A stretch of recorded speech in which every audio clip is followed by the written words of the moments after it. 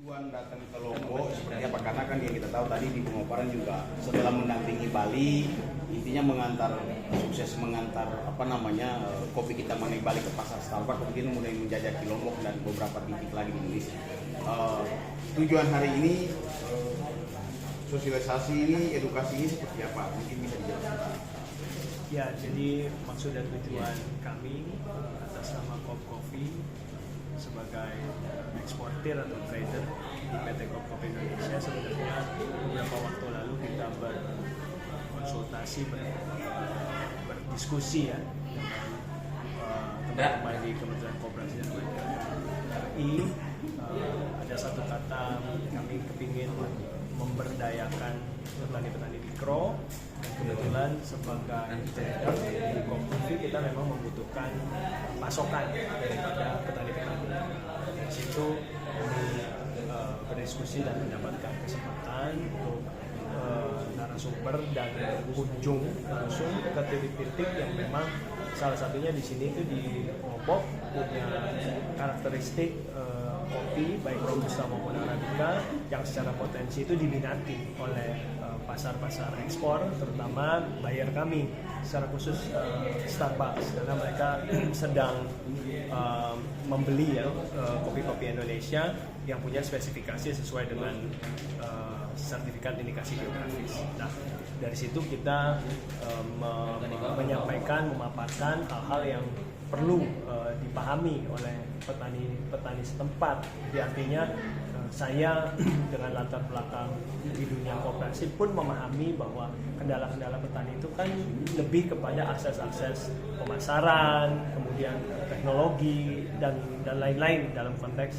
bagaimana produknya si kopi ini bisa dijual. Nah, untuk itu kami sebagai penjual kopi datang dan berharap memang menemukan kopi yang sesuai dengan spesifikasi pembeli, dalam hal ini spesifikasi ekspor ya, Starbucks ya. Dan ya kami cukup senang hari ini bahwa para petaninya hadir, kemudian kelompok-kelompok tani, bahkan ada koperasi yang ternyata memang sudah cukup paham ya, dan mungkin sudah mendapat banyak beberapa akses pembinaan ya. Jadi mereka membawa sampel, membawa green bean dan lain-lain, dan diskusi menjadi menarik karena mereka juga kepingin sebagai petani Lombok Utara khususnya di sini dan Lombok Timur dalam konteks arabica dan robusta itu kopinya bisa dipasarkan di luar negeri. Jadi pertemuan hari ini cukup efektif, kemudian dukungan dari kementerian dan dinas tempat cukup maksimal ya, dan kami berharap setelah pertemuan awal ini kita akan segera turun ke lapangan ya, proses penjualan ya atau jual beli kopi ini ya untuk ekspor keluar ini bisa real gitu. Mas Reza, tadi kan sempat dijelaskan soal standar pasar ini ya, termasuk Starbucks. Nah, ke depan itu harapannya seperti apa? Karena kan kalau bicara pasar Starbucks kan harus ada sertifikasi, bukan soal tradernya tapi juga pada petani kopinya sertifikasi. Seperti apa? Mungkin bisa dijelaskan. Ya, jadi memang dalam forum serap aspirasi ini awal-awal tadi kita membuka statement, artinya apa sih yang menjadi problematika para petani kopi, dan saya melihat bahwa sebenarnya para petani di tempat ini tuh sudah memahami standar sertifikat untuk mereka bisa ekspor. Jadi secara prinsip teknisnya adalah, pertama saya melihat struktur atau dukungan pemerintah setempat, kemudian program Kementerian UKM yang baik dalam konteks memfasilitasi. Kami akan turun ke lapangan, tinggal menata. Kalau dalam konteks ekspor ini kan masing-masing buyer itu punya seperti SOP lah ya, punya standar. Secara umum ada yang artinya mungkin perdagangan berbasis organik untuk kopi dan lain-lain gitu. Nah, ini yang artinya kita memulai dulu dari level perdagangan yang kalau bahasa kopi itu ada kopi asalan gitu ya, untuk menyambung atau membuka isu saling percaya gitu ya. Baru setelah itu ini program saya rasa 1 tahun panjang. Jadi kalau kita berbicara maksud dan tujuan kami setelah berhasil menjual kopi Kintamani ke pasar Starbucks, from Subang to Starbucks, kami ingin dalam 1 tahun ini dengan beberapa stakeholder ya, kementerian, dinas setempat, kita fokus 1 tahun ini sampai bisa kopi Lombok gitu ya dibeli dan di branding sebagai kopi Starbucks sesuai sertifikasi yang mereka inginkan. Oke, terima kasih. Dan Koperasi dan UKM mempunyai program diskusi terkait dengan pengaduan dan serap aspirasi masyarakat di daerah. Ini menurut kami sangat penting karena apa?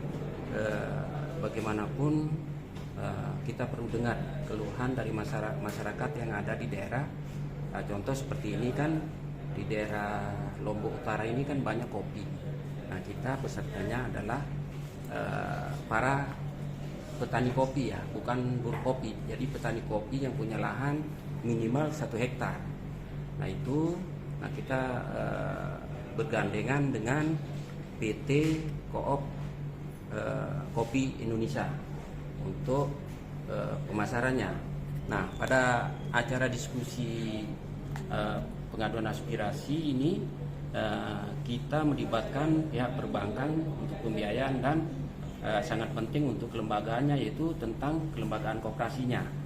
Jadi nanti kalau misalkan para petani kekurangan modal atau apa bisa melalui pinjaman KUR.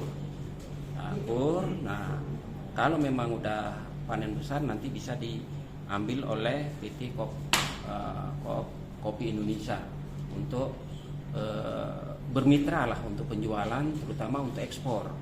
Nah, tentunya harapan kami ke depan itu biar petani itu tidak ngeluh lagi untuk penjualannya, untuk transaksi penjualan biar langsung ke PT Koop Indonesia.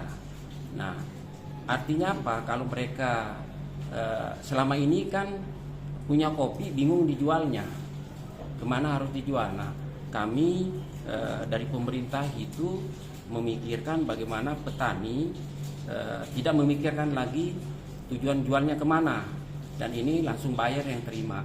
Jadi petani hanya memikirkan bertanam aja, memetik kopi, terus tidak memikirkan kemana kejualnya, kan gitu ya. Karena udah ada yang menampung, dan mudah-mudahan kopi Lombok Utara ini atau kopi Rinjani ini pangsa pasarnya sangat luas ke luar negeri, apalagi terutama di Eropa ya. Eropa itu banyak yang minta supaya bisalah kita penuhi. Tentunya kami berharap bisa mengalahkan Kintamani, kopi Kintamani ya, karena kalau saya lihat sih lebih luas mungkin kalau ini.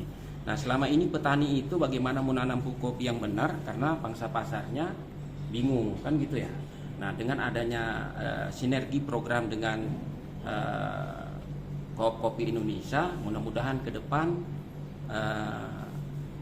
petani kopi akan lebih sejahtera, kan gitu. Nah, itu sebenarnya harapan pemerintah dalam hal ini Kementerian Koperasi dan UKM.